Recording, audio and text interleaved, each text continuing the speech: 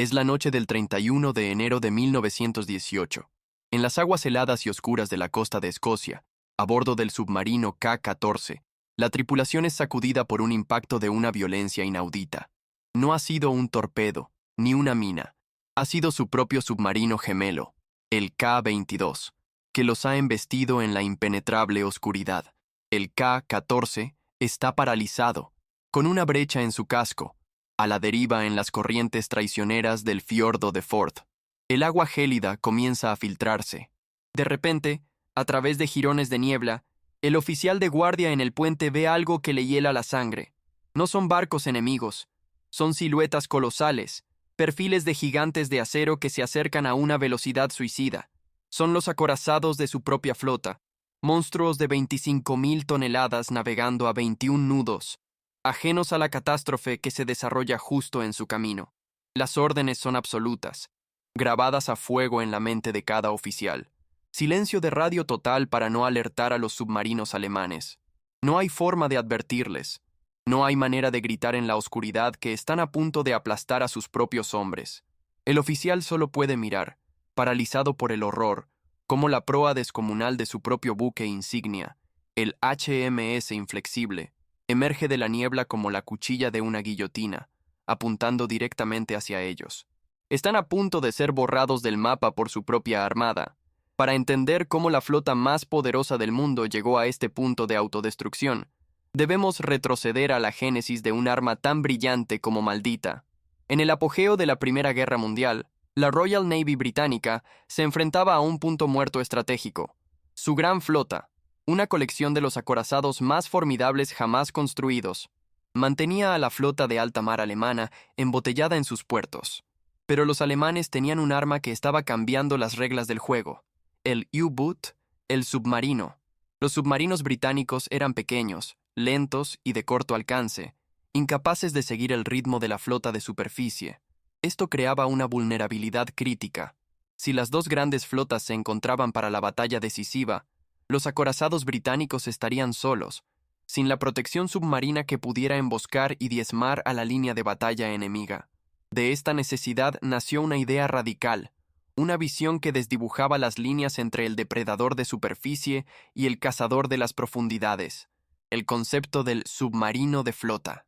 La idea era construir un submarino que no fuera un lobo solitario, sino parte de la manada, un submarino lo suficientemente rápido, lo suficientemente grande y lo suficientemente potente como para navegar junto a los acorazados, mantener su velocidad de crucero de más de 20 nudos, y luego sumergirse en el momento crucial para desatar el infierno sobre el enemigo desprevenido. Sobre el papel, era un arma revolucionaria, un cambio de paradigma que prometía la supremacía naval absoluta, y la encarnación de este sueño fue la clase K. Cuando fueron presentados, los submarinos de la clase K eran maravillas tecnológicas. Eran los submarinos más grandes y rápidos del mundo, con más de 100 metros de eslora. Pero su verdadero secreto y su perdición residía en su sistema de propulsión. Para alcanzar las velocidades requeridas, no podían depender de los motores diésel convencionales. Necesitaban la potencia bruta del vapor. Estaban equipados con 2 calderas de fuel oil y turbinas de vapor que generaban 10.000 caballos de fuerza, permitiéndoles alcanzar la asombrosa velocidad en superficie de 24 nudos. Eran más rápidos que muchos destructores. Estaban fuertemente armados con 8 tubos de torpedos y cañones de cubierta. Eran, en teoría, el arma perfecta. Pero la perfección en el diseño a menudo se convierte en una pesadilla en la realidad. La clase K era un prodigio trágico, un atleta brillante con un defecto fatal en su corazón. La decisión de poner una planta de energía de vapor dentro de un casco submarino sellado era un pacto con el diablo. En el interior, las condiciones eran infernales. Las temperaturas en la sala de máquinas superaban regularmente los 37 grados centígrados. El aire era denso, húmedo y olía a aceite caliente y a metal. Eran bestias complejas y temperamentales, que requerían una tripulación altamente cualificada para mantenerlas operativas. El verdadero peligro, sin embargo, se manifestaba en el acto más fundamental para un submarino: sumergirse.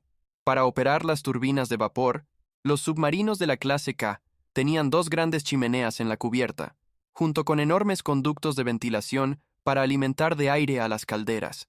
Antes de sumergirse, todo esto tenía que ser sellado herméticamente. Era un proceso lento y laborioso que, en el mejor de los casos, tomaba 5 minutos. 5 minutos en los que el submarino era una ballena herida en la superficie, completamente vulnerable al fuego enemigo. Un solo fallo en una de las docenas de sellos y el océano se precipitaría dentro, llevándose al submarino y a sus 60 tripulantes al fondo. Su historial de pruebas y servicio inicial fue una letanía de desastres y cuasi accidentes. El K-13 se hundió en sus pruebas de mar, matando a 32 hombres. Otros sufrieron incendios, explosiones y colisiones. Se ganaron rápidamente un apodo siniestro entre los marineros que se veían obligados a tripularlos, la clase Calamidad. Eran un presagio flotante, una promesa de grandeza inseparable de una amenaza de muerte. A pesar de su terrible reputación, el almirantazgo se aferró a su superarma, y así, en la tarde del 31 de enero de 1918, una de las flotas más poderosas jamás reunidas zarpó de la base de Rosyth, en Escocia, para una masiva demostración de fuerza llamada Ejercicio S-1. La fuerza estaba compuesta por acorazados, cruceros de batalla, cruceros ligeros y destructores. A la cabeza de esta formidable armada, divididos en 2 flotillas, navegaban 13 de los malditos submarinos de la clase K. Su misión era actuar como la vanguardia, la punta de lanza de la gran flota. Mientras el sol se ponía y una densa niebla comenzaba a envolver la costa, la flota navegaba en formación cerrada, a alta velocidad y bajo un estricto silencio de radio. El escenario para la mayor catástrofe naval de la Royal Navy en tiempos de guerra estaba preparado. No se dirigían hacia el enemigo, se dirigían hacia la historia. La noche cayó sobre el fiordo de Forth como un sudario. La flota, con casi 40 buques de guerra, navegaba a ciegas, confiando únicamente en la brújula, el cronómetro y la fe ciega en que cada barco mantendría su posición exacta. La doctrina militar exigía orden, precisión y velocidad, pero el caos siempre encuentra una grieta por la que colarse. Y esa noche, la grieta apareció en la forma de un pequeño fallo mecánico. Poco después de las 6:30 de la tarde, el submarino K-22, que navegaba en la decreciente flotilla de submarinos, sufrió un atasco en su timón. De repente, viró bruscamente hacia babor, saliendo de la línea de formación y cruzándose en el camino de sus compañeros. El submarino que lo seguía, el K-14, reaccionó instintivamente, virando para evitar una colisión, pero en la oscuridad y la confusión, el K-14 sobrecorrigió su rumbo y, con un estruendo metálico que resonó en la noche, chocó violentamente contra el K-22, el submarino que había iniciado el problema. El primer acto de la tragedia había concluido. 2 submarinos de la clase Calamidad estaban ahora inutilizados, entrelazados en la oscuridad, con daños graves y directamente en la ruta de la 5ª Escuadra de Batalla, una falange de acorazados que se acercaba a 21 nudos. Los vigías en los puentes de los submarinos averiados solo podían observar con impotencia cómo las luces de navegación de los gigantes de acero se materializaban en la niebla. El silencio de radio, diseñado para protegerlos del enemigo, se había convertido en su sentencia de muerte. Comenzó la reacción en cadena, un efecto dominó de acero y pánico. La designada flotilla de submarinos, que navegaba por delante, vio las luces de un dragaminas que se había cruzado inesperadamente en su camino, y viró bruscamente para evitarlo. Esta maniobra desordenó su formación y los puso en curso de colisión con la decreciente flotilla que venía por detrás, ya sumida en su propio caos. La geometría del desastre se estaba completando. El crucero de batalla HMS Inflexible, uno de los buques más poderosos de la flota, fue el primero de los gigantes en llegar a la escena del primer accidente. Sin tiempo para reaccionar, su proa blindada golpeó al K-22, infligiéndole aún más daños y haciendo que la tripulación se preparara para el fin. Milagrosamente, el submarino resistió el impacto, pero ahora estaba completamente a la deriva. El Inflexible, casi sin sentir el golpe, continuó su camino, ajeno a la carnicería que dejaba a su paso. El pánico comenzó a extenderse como un virus a través de la flota. Los barcos que seguían al Inflexible viraron bruscamente para esquivar a los submarinos averiados, rompiendo la formación y convirtiendo el orden militar en una estampida ciega. El HMS Fearless, un crucero ligero que lideraba la segunda flotilla, se encontró de repente con el submarino K-17, que había virado para evitar a los otros barcos. No hubo tiempo para gritos ni sirenas. La proa afilada del Fearless impactó al K-17 justo delante de la torre de mando, abriendo su casco como una lata. El agua del Mar del Norte, a temperaturas cercanas a la congelación, se vertió en el interior del submarino con una furia incontenible. El K-17 se hundió en solo 8 minutos. La mayoría de su tripulación quedó atrapada en una tumba de acero. Solo 9 hombres lograron escapar y aferrarse a los restos en la superficie. Sus gritos ahogados por el ruido de la flota que pasaba. La muerte ya había reclamado a sus primeras víctimas, y la noche apenas había comenzado. El caos alcanzó su punto álgido, un crescendo de errores y mala suerte que desafía la lógica. En medio de la confusión, con los barcos virando en todas direcciones, la decimotercera flotilla navegaba directamente hacia la zona del desastre. El capitán del submarino K-4, viendo al crucero Fearless dañado y a la deriva, detuvo su nave para evaluar la situación, una decisión fatal. Detrás de él, su submarino gemelo, el K-6, se vio obligado a virar bruscamente para evitar los restos del K-17. Cuando corrigió el rumbo, se encontró con el K-4, detenido e inmóvil, directamente en su camino. El K-6, a toda velocidad, arrolló al K-4 por el centro, partiéndolo literalmente en dos. No hubo supervivientes. Los 56 hombres a bordo murieron en el instante en que su mundo se partió en dos. El K-4 se hundió tan rápido que ni siquiera hubo tiempo para gritar. Pero la cadena de destrucción no se detuvo ahí. El K-7, que seguía de cerca al K-6, no pudo evitar los restos del K-4 y también colisionó con ellos, sufriendo daños graves en su proa. En el lapso de 75 minutos, la Royal Navy, sin que un solo barco enemigo estuviera a cientos de kilómetros de distancia, había logrado una hazaña de destrucción que cualquier almirante alemán habría envidiado. 2 de sus submarinos más avanzados, el K-4 y el K-17, yacían en el fondo del mar. Otros 4 submarinos, el K-6, el K-7, el K-14 y el K-22, estaban gravemente dañados. El crucero ligero HMS Fearless tenía su proa destrozada, y lo más trágico de todo, más de 100 marineros británicos estaban muertos o moribundos en las aguas heladas. El ejercicio para demostrar el poder de la flota se había convertido en un matadero autoinfligido. La clase Calamidad había hecho honor a su nombre de la manera más espectacular y horrible posible. A medida que la noticia de la magnitud del desastre se extendía por radio a los barcos supervivientes, el caos de las colisiones fue reemplazado por la frenética y desorganizada operación de rescate. Los destructores que escoltaban a la flota, al ver las luces de Bengala y escuchar las explosiones submarinas del K-4 al implosionar, pensaron que estaban bajo el ataque de U-Boots alemanes. Siguiendo el protocolo, comenzaron a lanzar cargas de profundidad, añadiendo un terror indescriptible a la experiencia de los supervivientes que luchaban por sus vidas en el agua. Estaban siendo cazados por sus propios rescatadores. Al amanecer, la flota, o lo que quedaba de ella, regresó cojeando al puerto de Rosyth. El espectáculo era desolador.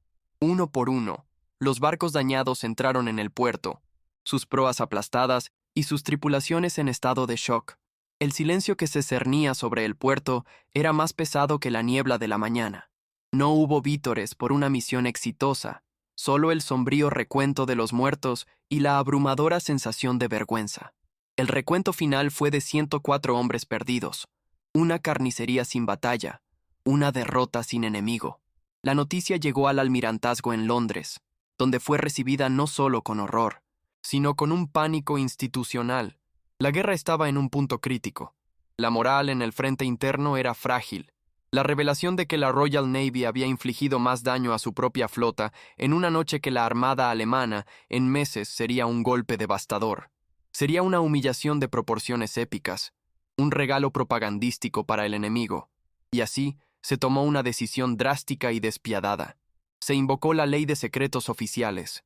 Se convocó a todos los supervivientes, desde almirantes hasta marineros rasos, y se les ordenó, bajo amenaza de consejo de guerra y prisión, que no hablaran jamás de lo que había ocurrido esa noche. Se les dijo que olvidaran la Batalla de la Isla de May, un nombre irónico para una masacre unilateral. Los registros del Tribunal de Investigación fueron clasificados como alto secreto y enterrados en los archivos más profundos del gobierno. Oficialmente, el desastre nunca había sucedido. Las familias de los 104 hombres muertos recibieron telegramas que informaban escuetamente que sus seres queridos habían muerto, en servicio, sin más detalles. Se les negó la verdad, se les negó el cierre. Durante décadas, la batalla de la isla de Mai se desvaneció de la historia oficial y se convirtió en una leyenda, una historia de fantasmas susurrada en los círculos navales. Los marineros hablaban de una noche de niebla y terror, pero los detalles eran vagos, envueltos en el secretismo impuesto. La verdad permaneció enterrada, un monumento invisible a la arrogancia tecnológica y a la rigidez de una doctrina militar que no dejaba margen para el error humano o mecánico. No fue hasta la década de 1990, casi 80 años después del desastre, que los archivos finalmente fueron desclasificados.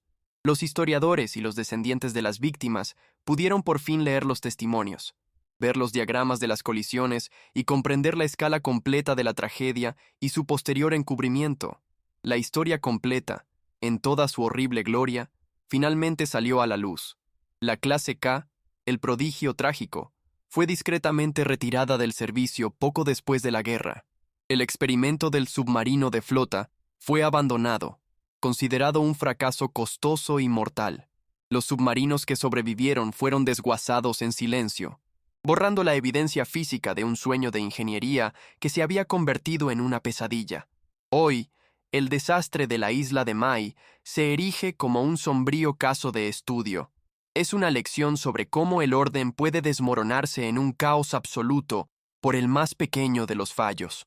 Es un recordatorio de que las armas más avanzadas son inútiles si no se tienen en cuenta las complejidades del mundo real, la niebla, el miedo y la simple mala suerte. Pero sobre todo, es un monumento a los 104 hombres que murieron no a manos del enemigo, sino a manos de su propia flota, y cuyo sacrificio fue ocultado durante casi un siglo por la misma institución a la que habían jurado servir. Sus nombres fueron borrados de la historia por vergüenza, pero su historia sirve como una advertencia eterna sobre el precio de la arrogancia y el silencio.